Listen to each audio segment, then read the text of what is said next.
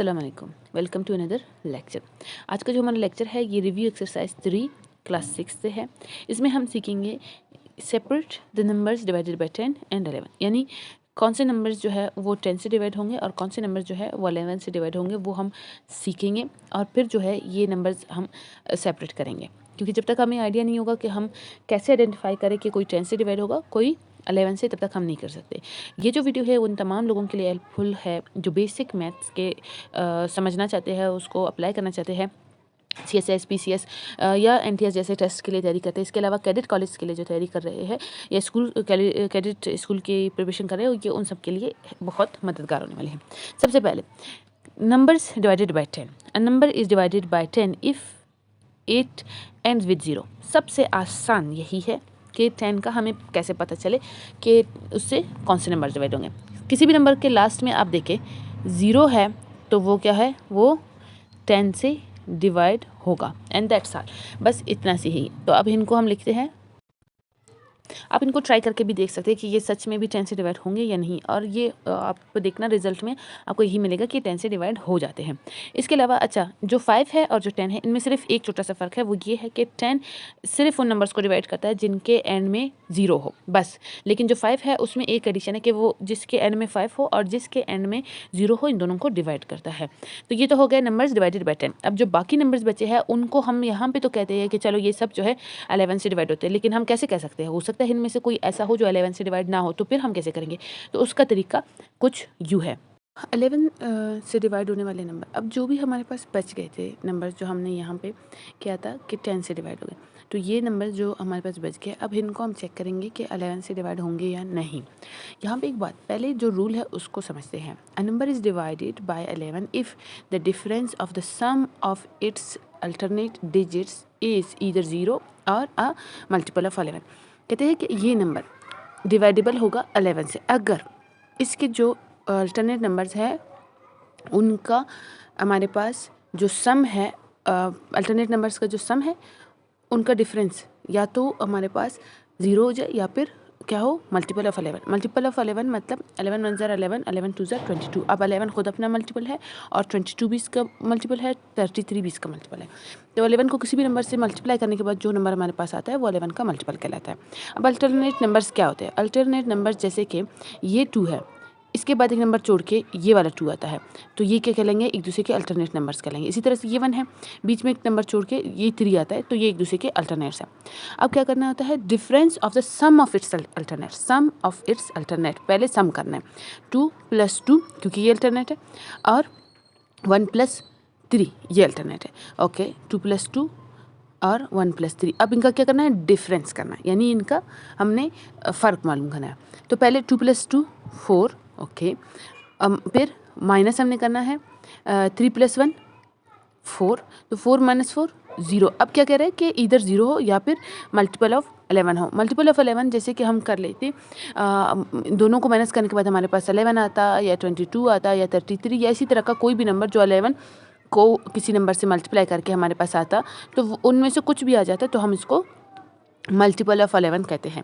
तो अब ये हमारा आंसर 0 आ गया, मतलब जो रूल है उस पर पूरा उतरा। जब रूल पे पूरा उतरा तो ये क्या है?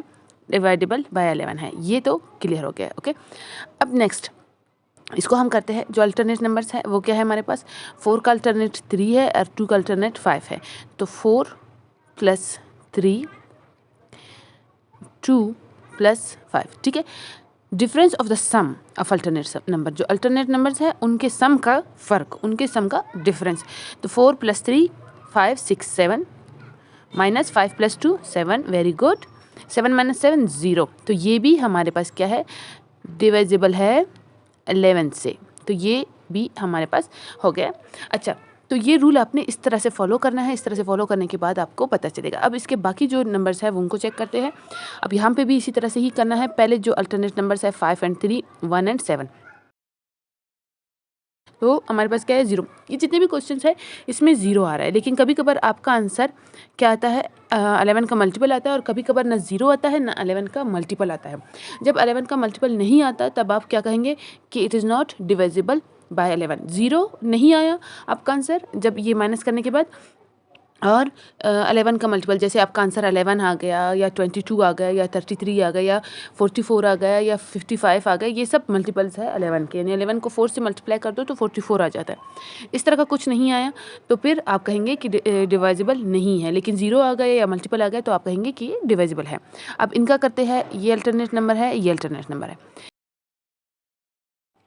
देखिए 6 + 3 9, 7 + 2 9, 9 - 9 0, तो ये भी हमारे पास क्या है, डिविजिबल है 11 से। लास्ट नंबर है हमारे पास। अब यहाँ पे थोड़ा सा आपको सीखने की ज़रूरत है, क्योंकि कभी कभार हमारे पास जो नंबर्स है वो इवन नहीं आते। अब देखो ये अल्टरनेट है एंड देन ये अल्टरनेट है। इसी तरह से आपके पास फर्दर और नंबर्स आ जाएंगे तो बीच में एक छोड़ के वो अल्टरनेट करेंगे। और 7 का अल्टरनेट क्या है, 8 है, आगे कुछ भी नहीं है। तो इस तरह के नंबर में हम इसी तरह से ही बस अल्टरनेट्स को सम करना है, यानी 6 + 2 + 7 ये हो गया सम। बस यहाँ पे कुछ भी आपने मज़ीद नहीं जाना। और 7 + 8 ये हो गया सम।